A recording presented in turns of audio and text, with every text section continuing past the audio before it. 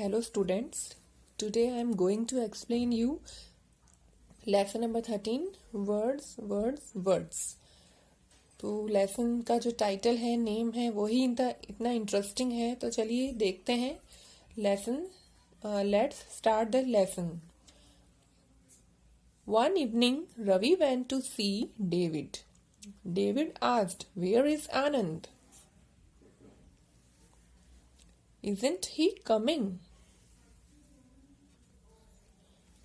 एक इवनिंग पे रवि डेविड को देखने गया, डेविड से मिलने गया और डेविड ने पूछा कि आनंद कहाँ है, क्या वो नहीं आ रहा है। तो रवि कह रहा है, आई हैवेंट सीन हिम, मैंने उसे नहीं देखा। ही में कम इन अ मिनट, शायद वो अभी आता ही होगा। But if he is with his father he may not come at all, लेकिन अगर वो अपने फादर के साथ होगा तो वो नहीं आएगा। David, there he comes. David कहता है, अरे वो आ रहा है। Ravi saw Anand some way away and greeted him.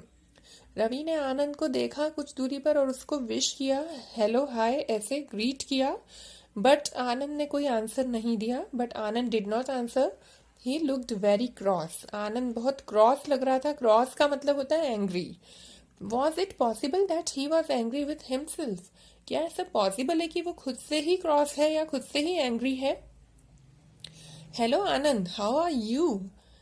आनंद तुम कैसे हो? आनंद ने फिर जवाब दिया, फाइन थैंक यू, मैं ठीक हूँ। Ravi, but you don't look like it, लेकिन तुम ऐसे लग तो नहीं रहे हो। Why do you look so cross today, तुम इतने क्रॉस या एंग्री क्यों दिख रहे हो आज? Anand, cross, oh these words.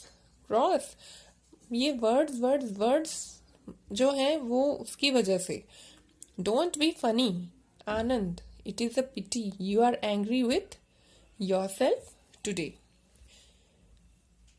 तुम ऐसे फनी बात मत करो आनंद, तुम कुछ बात पर एंग्री हो खुद से ही। Ravi, come on, what is the matter with you today, please बताओ कि क्या प्रॉब्लम है आज तुम्हें। Anand, it is only these words, सिर्फ ये वर्ड्स की प्रॉब्लम है। रवि, वर्ड्स क्या? Anand, yes, does water boil, क्या कभी वाटर बॉईल करता है? Ravi, what a question, certainly it does. Yes, ये क्या सवाल हुआ? हाँ, डेफिनेटली वाटर बॉईल करता है।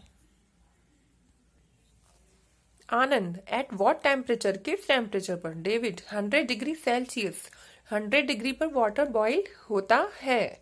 Anand, that's right, so when my father said a minute ago that his blood was boiling, I asked him at what temperature and he was very angry with me and almost cursed me. उसी तरह से जब मेरे neighbour ने कहा कि उनका blood boil कर रहा है, और तो फिर मैंने उनसे यही पूछा कि किस टेम्परेचर पर, तो वो इस बात पर मुझसे और गुस्सा हो गए और मुझे बुरा भला कहने लगे। तो डेविड कहता है, it is a pity you did not get him, अरे ये तो बहुत ही बुरा हुआ कि तुम उनको समझ ही नहीं पाए। Anand, do you mean I should have caught hold him and brought him here, तुम्हारा मतलब ये है कि मुझे उनको यहाँ पर लेकर आना चाहिए था, उनको पकड़ के।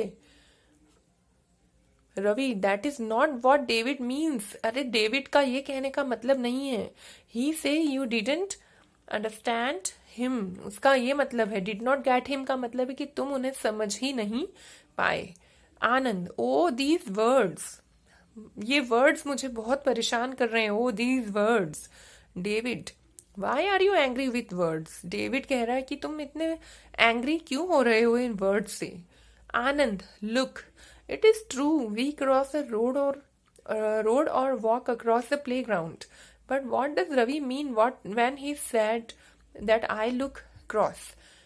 ये मुझे पता है कि हम रोड क्रॉस करते हैं और प्लेग्राउंड के अक्रॉस वॉकिंग करते हैं, लेकिन जब रवि ऐसा कह रहा था कि आई लुक क्रॉस, तो रवि के कहने का क्या मतलब था? David, now I begin to understand ये डिफिकल्टी, तो ओहो, अब मुझे समझ में आया कि तुम्हें किस बात की प्रॉब्लम हो रही है, तुम्हारी परेशानी का रीजन क्या है। क्रॉस के दो मतलब होते हैं। Cross can mean two things, you can use it as a verb and also as an adjective. Cross को हम एज ए वर्ब भी यूज कर सकते हैं और एज एन एडजेक्टिव भी यूज कर सकते हैं। When you use it as an adjective it means angry. जब आई लुक क्रॉस कहा है उसने, तो यहाँ पर वो एज एन एडजेक्टिव यूज होगा और उसका मतलब होगा इट मीन्स एंग्री और complaining. Ravi, it can also be a noun. Ravi कह रहा है कि ये तो नाउन भी हो सकता है। Yes, have you even been to a church Anand. क्या अभी तुम कभी चर्च गए हो Anand? Yes, I have been to a church and seen a cross at the top of it. हाँ, मैं चर्च गया हूं और मैंने चर्च के टॉप पर क्रॉस बना हुआ देखा है। Ravi, I have seen people wearing crosses too. मैंने तो लोगों को क्रॉसेस पहने हुए भी देखा है। David, so we may hear the cross used in 3 different ways and they mean 3 different things. तो इसका मतलब ये हुआ कि क्रॉस 3 तरह से यूज होता है और उसके 3 मीनिंग्स होते हैं अलग अलग। Ravi, look at the word novel. उसी तरह से नॉवल वर्ड होता है, you may hear it as a noun, use as a noun. इसे हम आप एज ए नाउन भी यूज कर सकते हैं and there it means a book. और जब इसे हम एज ए नाउन यूज करेंगे तो इसका मीन होगा एक बुक, क्योंकि नॉवल मतलब कोई बुक होता है जो एक लॉन्ग स्टोरी बताती है।